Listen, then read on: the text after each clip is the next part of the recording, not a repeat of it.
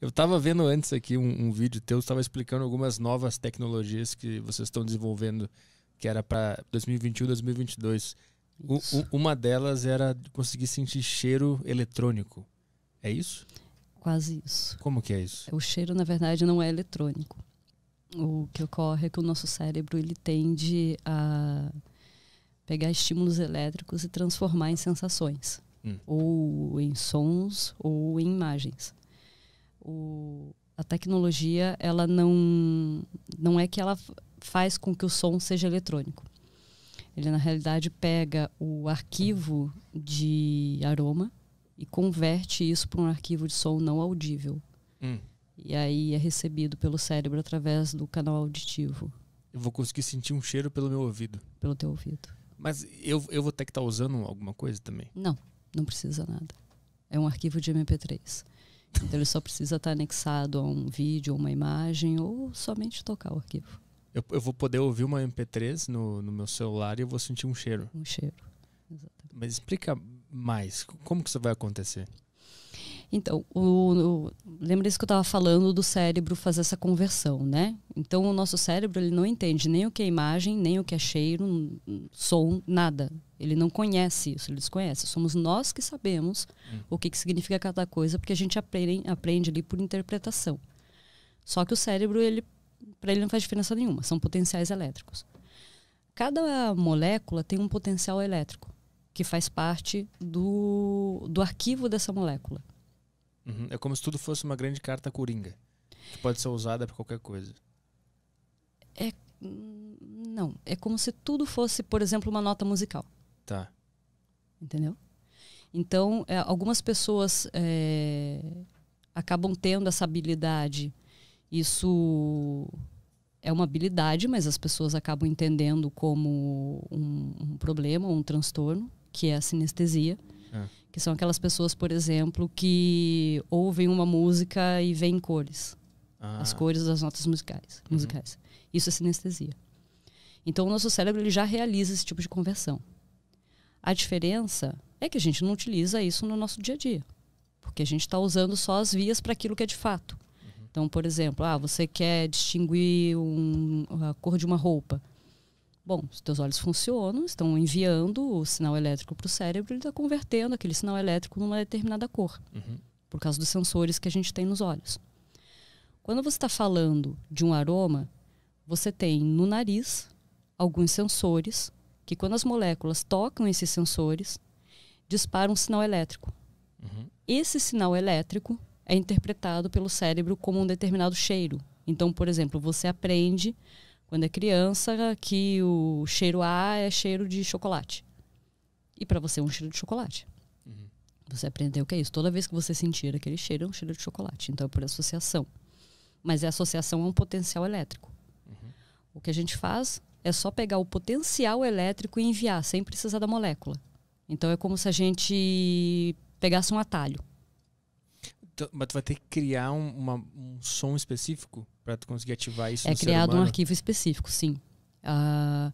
Por exemplo, o cheiro que é mais próximo ali, né, que a tecnologia ainda está em desenvolvimento, mas que já tem a percepção de um cheiro mais floral, é uma média de 4.000 frequências eletrônicas que formam aquele cheiro. E aquilo tudo é compactado, então ele é gravado em camadas. Todas essas camadas são sobrepostas e daí elas são fundidas. Quando elas são fundidas, elas são convertidas em MP3. E aí dá uma média ali de... Tinha alguns arquivos que ficavam com 2 minutos e pouco. Agora já está conseguindo alguns arquivos com 40, 50 segundos. Tu ia ter que ouvir 2 minutos daquele áudio para sentir o cheiro. Agora Isso. Com 40 segundos Agora já com 40 segundos. Então tem que refinar, né? E 65% dos voluntários estão sentindo os cheiros, mas ainda tem 35% que não estão. Então vai precisar equalizar um pouco mais a tecnologia. De alguma forma, a nossa cultura e nossos ensinamentos dessas relações interferem no cheiro que eu vou sentir, ou isso passa por trás de toda a construção social de associação e tal? Ele interfere no aspecto assim, a nossa sensação de cheiro ela é muito ligada a momentos da nossa vida. Então, por exemplo, quando você era criança, você comia bolinho de banana e sentia aquele cheiro. Então, você sempre vai associar o bolinho de banana. Uhum. E, às vezes, o cheiro é um cheiro de baunilha.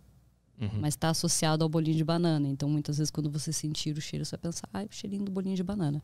Então, por isso que é refinar cada vez mais a técnica. Até que ela vai ser lançada com algumas fragrâncias, mas ela passa ainda por um processo longo de evolução até que todos os cheiros estejam mapeados ali. E consiga fazer, daí passar por trás mesmo. Sim. A experiência da pessoa, a experiência pessoal dela é considerada nos testes e no desenvolvimento dessa tecnologia? Não. Só fatores ambientais e genéticos. Ambientais é o que especificamente? Por exemplo, pessoas que vivem em regiões mais quentes, elas têm tendência a sentir o cheiro de uma maneira diferente do que pessoas que vivem em regiões mais frias. Então isso interfere. Tem que dividir o grupo, então. Isso. Mas isso interfere no que diz respeito ao aroma. No que diz respeito ao potencial elétrico, não. O potencial elétrico ele sempre vai ser o mesmo, independentemente do indivíduo. A questão é que, como a pessoa que, por exemplo, mora numa região mais quente, ela é mais suscetível a determinados aromas, porque existe ali uma evaporação maior desse cheiro específico, então acaba acontecendo que tem se percebido que algumas pessoas têm um pouco mais de sensibilidade, então sentem mais forte o cheiro. Enquanto outras demoram um pouquinho mais para sentir. E isso vai precisar ser calibrado. Outro fator que deu para perceber que também influencia é a faixa etária. Também influencia na percepção. Por quê? As pessoas mais velhas têm essa capacidade mais afetada ou ao contrário, elas sentem mais cheiro? Depende do cheiro. Cheiros que são mais voltados a amadeirados ou almiscarados e cheiros também mais relacionados, por exemplo, a temperos, especiarias, pessoas mais velhas sentem mais. Interessante. E os cheiros que são mais adocicados e mais florais, pessoas mais novas sentem mais. Então tá dando para perceber que tem uma diferença aí. Qual é a projeção que tu faz para essa tecnologia? É que vai ter um site de uma comida lá e vou baixar uma MP3 daquela comida para sentir o cheiro? Você não vai precisar baixar.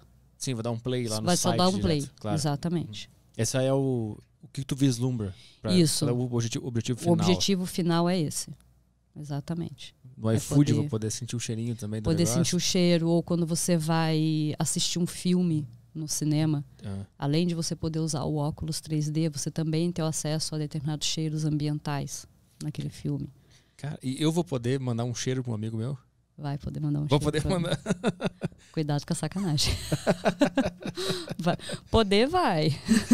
Se estivesse falando no WhatsApp. Mas é que a captura desse cheiro, o que acontece? A primeira etapa, ela está no processo do sistema de conversão do aroma para o arquivo. Sim.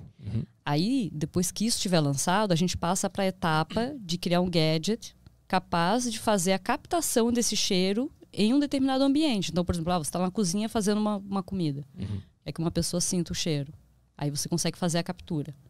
Mas já de começo ainda não. De começo não vai dar para você passar o cheiro do peixe podre, alguma coisa assim. Do banheiro. Tem que ser só os criadores mesmo do cheiro. Mas como é que se decodifica um cheiro do chocolate, por exemplo? Como é que tu faz para transformar isso em dados e informação?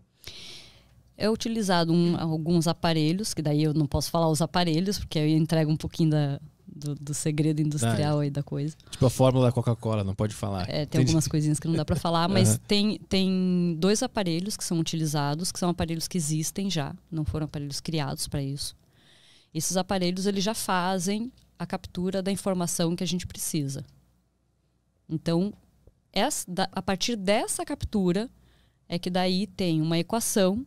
Essa equação ela vai fazendo o processo de conversão de um tipo de sinal para outro.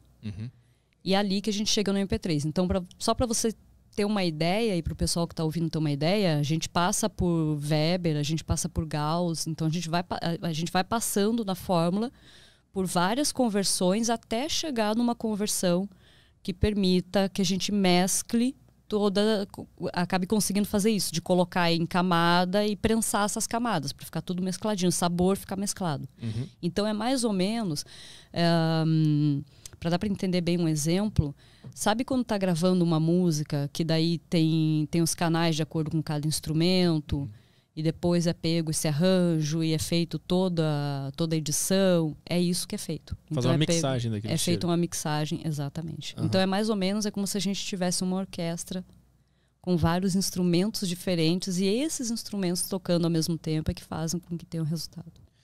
Mas é como se essa orquestra já tá lá no Chocolate, a gente só descobriu ela. Ela já tá lá, Isso exatamente. que é a loucura do negócio. Ela já tá lá, a função no nosso cérebro também já existe, tá tudo lá. É mais ou menos, não querendo colocar nesse nível, porque eu acho muito mais fantástico o que eu vou usar como exemplo, mas é mais ou menos a luz. A energia elétrica, ela sempre existiu. Uhum. Só foi achado um jeito de dominar ela. Uhum. É basicamente só isso.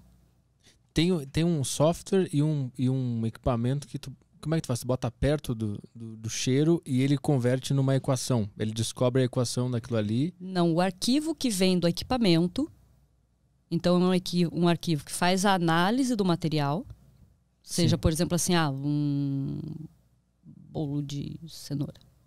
Né? Então faz a análise daquilo, as informações que estão ali, daí é que elas são colocadas no sistema que vai fazer essa conversão. Esse sistema é que é o Sense. O Sense é esse sistema. Uhum. Né, que é o que vai fazer todo o processo de conversão para transformar aquela informação inicial, que é uma informação que a gente já tem no mercado, já existe. Só que daí a gente pega aquela informação e faz ela se transformar num arquivo MP3 não audível. E esse arquivo, ele abre igual um guarda-chuva no cérebro. Então é bem interessante, porque o nosso cérebro, quando entra uma informação, ele joga para todos os lados. Dependendo se é uma informação nova, ele vai jogar para ver quais são as áreas que vão fazer a transcrição dessa informação e vão também decodificar essa informação. Uhum. Nesse caso, como entra pelo canal auditivo, o centro auditivo do cérebro sabe que ali ele não vai conseguir descompactar, porque não deu resultado. O nosso cérebro, ele trabalha com 2 mais 2 é 4, então ele trabalha com resultado. Então, descompactou o arquivo, não deu resultado, ele segue para outra área. E é aí que ele tem que chegar no centro olfativo, porque daí lá no centro olfativo, a cadeia de frequências que está dentro desse pacotinho é como se fosse um zip. Uhum. A cadeia de frequências que está dentro desse pacotinho, ela abre lá. E daí lá você... é tal coisa. Cara, ele tenta primeiro só usar a audição mesmo. E quando ele vê que não tem como parar por ali, ele vai tentar outro lugar. Porque é a via de entrada, né? A gente está usando a via de entrada, o canal auditivo, né? Então, a primeira coisa, o nosso cérebro, o software do nosso cérebro é feito para primeiro abrir os arquivos relacionados à via de entrada. Sim. Depois é que ele vai procurar outro lugar. E como é que ele sabe que não é para ele sentir o gosto, por exemplo, é para sentir o cheiro? Porque a cadeia de frequências é a cadeia de frequências que é somente decodificada pelo centro olfativo.